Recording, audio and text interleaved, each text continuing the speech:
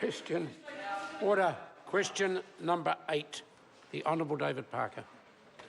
Thank you, Mr Speaker. My question is to the Minister of Primary Industries.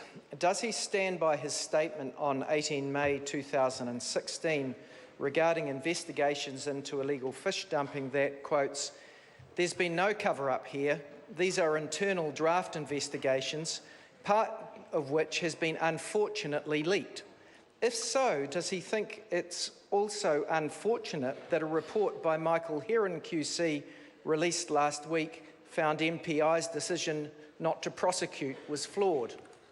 The Honourable Nathan Mr. Speaker, in relation to the first part of the question, yes. In relation to the second part of the question, no.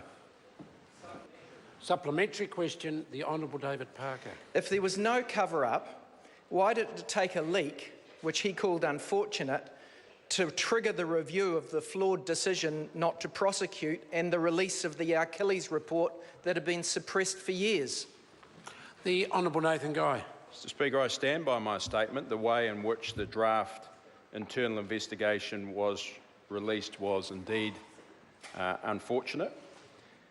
These reports often contain confidential internal information, such as investigative techniques and the details of the fishes involved.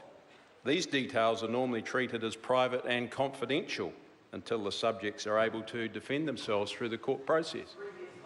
Supplementary. Supplementary question, the Honourable David Parker. Was MPI planning to launch a review prior to the unfortunate leak? And if not, how can he claim that there wasn't a cover-up? The Honourable Nathan Guy. Mr. Speaker, the member's clearly confused because, from memory, I announced the operational review last August, and that process has been underway.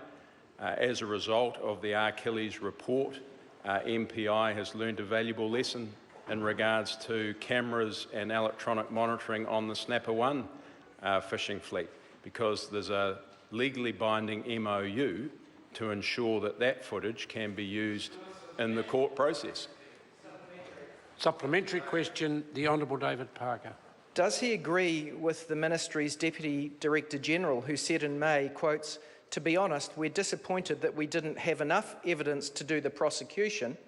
If so, how can he have confidence in his department when the Heron report states the investigator and the compliance personnel were correct to determine that there was sufficient evidence to prosecute and that it was senior managers that overruled it? The Honourable Nathan Guy. Mr. Speaker, if you read the Heron report, it does say that a flawed process was followed, that there was unclear communications back to the fishers, and there was unclear communication between the fisheries management team and the compliance team. And that, unfortunately, is regrettable. And as a result, no, that's not correct. As a result, the Director General has said there's going to be changes made within MPI, and I support those. It's on Labor's watch. Supplementary question, the Honourable David Parker. When a fisherman is quoted as saying, quotes, "I'm not denying it, I've been a criminal all my life, you just haven't caught me," how can he expect the public to come to any conclusion that he's responsible for a ministry that is incompetently putting both New Zealand's fishery and our reputation at risk? The Honourable Nathan Guy. Mr. Speaker, it's interesting if the member wants to have a look at 4.112 on page 11 of the report. It says that the MPI prosecution process is generally robust, thorough, professional and independent. The people involved are high quality, experienced and professional public servants who are making complex and difficult decisions in good faith. Order. Order. Order. The Honourable David Cunliffe. Order. The Honourable David Cunliffe. I don't want any further interjection from that member to the balance of question time. Question